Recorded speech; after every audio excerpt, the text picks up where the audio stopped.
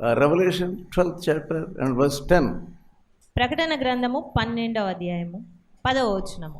మరియు ఒక గొప్ప స్వరము పరలోకమందు ఇలాగు చెప్పుట వింటిని, రాత్రింబగలు మన దేవుని ఎదుట మన సహోదరుల మీద నేరము మోపువాడైన అపవాది పడద్రోయబడి ఉన్నాడు. So, accuser of the brethren. సహోదరుల మీద నేరము మోపువాడు. That is the devil. అది అపవాది అంటే. So always accusing you, always accusing you.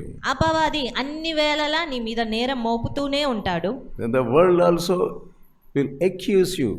అదే రీతిగా లోకము కూడా నీ మీద నేరం మోపుతూనే If ఉంటుంది. you don't know the word of God, నీకు దేవుని వాక్యం తెలియకపోతే you are disturbed and discouraged. నీవు ఎంతో దాన్ని బట్టి కలవరపడతావు, నిరుత్సాహపడతావు. But if you know the word of God, కానీ నీకు వాక్యం తెలిసి ఉంటే, the name of Satan is accuser of the brethren. ఇక్కడ అపవాది సాతాను యొక్క పేరే ఏమనుంది అంటే సహోదరుల మీద నేరము మోపువాడు. Here we are doing the work of God. ఇక్కడ మనం దేవుని పని చేస్తూ ఉన్నాము. Those who really know deeply about the ministry of God, ఎవరైతే నిజముగా లోతుగా దేవుని యొక్క పరిచర్య గురించి తెలుసుకొని ఉంటారో, they love us. వారు మనల్ని ప్రేమిస్తారు. They want our prayers. వారికి మన యొక్క ప్రార్థనలు కావాలి అని కోరుతారు. They are happy about our ministry.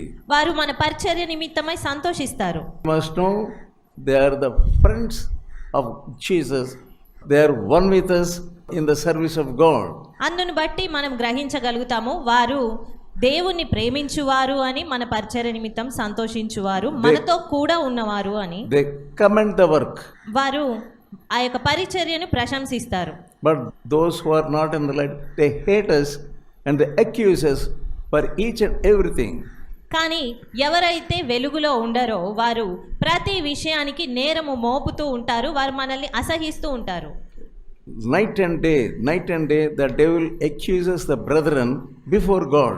దినము రాత్రి అన్ని వేళలా సాతాను కేవలం సహోదరుల మీద నేరము మోపుతూనే ఉంటాడు. Some accusation. కొన్ని ఆ యొక్క నేరాలు Night and day. దినము రాత్రి There పగలు. is no rest for the devil. ఎంత మాత్రము వాడు విశ్రాంతి తీసుకోడు సాతాను. What is his duty? సాతాను యొక్క పనేంటి? To accuse the brethren. సహోదరుల మీద నేరం మోపడమే. So sometimes the devil accuses you even from your heart. కొన్ని వేళల నీ హృదయం లోపలి నుండే సాతాను నేరము మోపుతూ ఉంటాడు. You must know that you must rebuke the devil. అప్పుడు నువ్వు గ్రహించాలి ఏంటంటే సాతాను ఈ సమయంలో నేను ఎదిరించాల్సి ఉంది అని. You are the accuser of brethren. You are accusing me. నీవు సహోదరుల మీద నేరము మోపువాడవు కాబట్టే నన్ను ఈ సమయంలో నేరం మోపుతున్నావు నా మీద అని. He will take out one sin which you have committed some time back. కొంతకాలం క్రితం నువ్వు ఏదైతే పాపం చేశావో ఆ విషయాన్ని వాడు ఎత్తి పట్టుకొని వస్తాడు. He will always tells you in your ears. అన్ని వేళలా వాడు వచ్చి నీ చెవులో గుసగుసగా చెప్తూనే ఉంటాడు. You must tell him. నీవు అప్పుడు వాడితో చెప్పాలి, I have already confessed that sin. నేను ఇదివరకే ఆ పాపాన్ని ఒప్పుకొని ఉన్నాను. And Jesus has forgiven me. యేసుక్రీస్తు నన్ను క్షమించారు. You have no right to accuse me. నీకు నా మీద నేరం మోపడానికి ఎలాంటి హక్కు లేదు.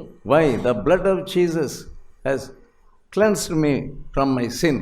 ఎందుకంటే యేసుక్రీస్తు యొక్క రక్తము నా పాపం నుంచి నన్ను పవిత్రులుగా చేసింది కాబట్టి. That's what we see in the word of God. అది మనం దేవుని వాక్యంలో చూస్తాము. 1 John 1st chapter, the blood of Jesus cleanseth you from all sin. మొదటి యోహాను 1వ అధ్యాయము 7-8 వచనాల్లో చూసినట్లుగా యేసు రక్తము ప్రతి పాపము నుండి మనల్ని పవిత్రులంగా చేయును. I have already confessed. నేను ఇదివరకే ఒప్పుకొని ఉన్నాను. I have obeyed the word of God. నేను దేవుని వాక్యానికి విధేయత చూపించాను. 1 John 1:9 it says, if you confess your sin. మనము మొదటి యోహాను 1వ అధ్యాయం 9వ వచనంలో చూసిన రీతిగా మన పాపములను మనము ఒప్పుకొనిన ఎడల He is faithful. ఆయన నమ్మదగినవాడు. He loves me, and when I confessed my sin, He forgave my sin.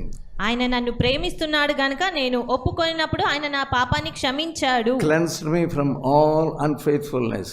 నా యొక్క సమస్త విధములైన దుర్నీతి అంతటి నుంచి నన్ను క్షమించాడు. Because He is faithful. ఎందుకంటే ఆయన నమ్మదగిన వాడు కాబట్టి. He forgave my unfaithfulness.